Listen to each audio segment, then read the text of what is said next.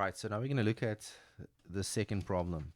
It says here the boiler plant comprises of an economizer, an evaporator, and a superheater, and an air heater. So on the diagram, again, we got the air heater this time, we got the economizer, the superheater, and the evaporator.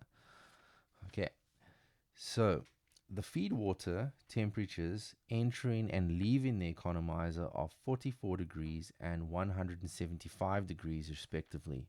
So here's the economizer, and you can see here it enters at 44 degrees and it is heated up to 175 degrees before entering the evaporator. And remember, what is heating it up? It's the heat transfer from the flue gas into the feed water. All right, then it says the air for combustion is heated from 15 degrees to 150 degrees. Okay, so we look at the air heater and then we say, okay, it's coming in from the atmosphere at 15 degrees and it gets heated up in the air heater, and there's transfer from the flue gas to the air from the atmosphere, and it's heated up to 150 degrees before it enters the combustion chamber of the boiler and mixes with the fuel. All right. It says then the steam pressure is 3000 kPa. So here you can see in the evaporator, the steam pressure is 3000 kPa. At the entrance to the superheater, the dryness fraction of the steam is 0.98. All right, so you can see here as it leaves the boiler or the evaporator, the steam is not a complete gas yet. It's 98% gas and 2% still water. All right, so it's not completely dry yet, and that's where it goes into the superheater, and heat transfer takes place again. So that's also from the flue gas to the steam that's coming from the boiler, so that it can be superheated.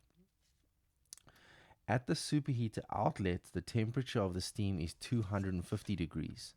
So you can see here, as the steam now leaves the superheater, the pressure is still the same as it was in the boiler, but the temperature now is raised to 250 degrees. So it's raised past the saturation temperature, so it means it's superheated now.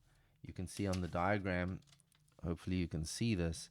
So as it leaves the boiler, it's about 98% on the latent heat line. So it's 98% water and 98% gas and 2% water.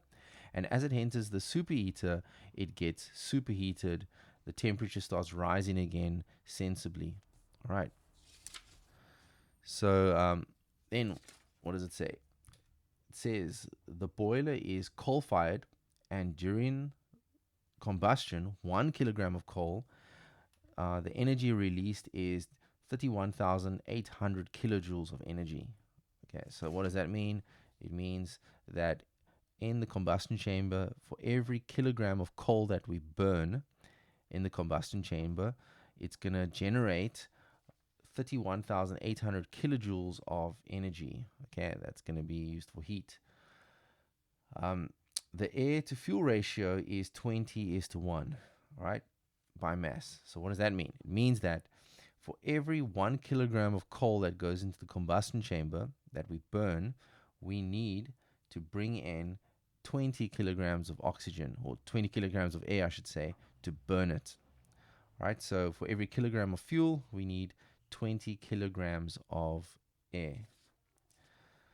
The steam is generated at a rate of 9.5 kilograms of steam per kilogram of coal. So what does that mean? It means that for every kilogram of coal that is burnt in the combustion chamber, the water in the evaporator, 9.5 kilograms of that water will be turned into steam. So I'll say that again. For every kilogram of coal that goes in the combustion chamber, it will turn 9.5 kilograms of water into steam. Okay, so that's what that means. Make a line sketch of the plant and clearly indicate the flow of the air and the steam and the flue gases. Okay, so we have that already, right? And then they want us to now calculate the heat transfer effected in each component. Okay, so that means the heat transfer in the air heater, the heat transfer in the economizer, the heat transfer in the evaporator, and the heat transfer in the superheater. All right, then they want the plant efficiency, and then the temperature of the flue gases leaving the plant. Okay, so the temperature that's coming out of the chimney. And then they give us this important information. They say the specific heat at constant pressure of the air is 1,005 kilojoules per kilogram Kelvin. Okay, so now that is the specific heat capacity of the air that's entering the boiler, the air. All right, the specific heat capacity of the air. And of the flue gases, it's 1,045 kilojoules per kilogram Kelvin. Okay, so that's the flue gases. All right, so it's not the same. We need to know that when we are dealing with the clean air that's coming into the boiler, we have to use the 1,005 kilojoules per kilogram Kelvin. And when we're dealing with the flue gases, we have to use the 1,045 kilojoules per kilogram Kelvin. All right, so I'm going to leave it there. And in the next video, we're going to actually do the calculation because it's a long video. So I don't want to make it too long.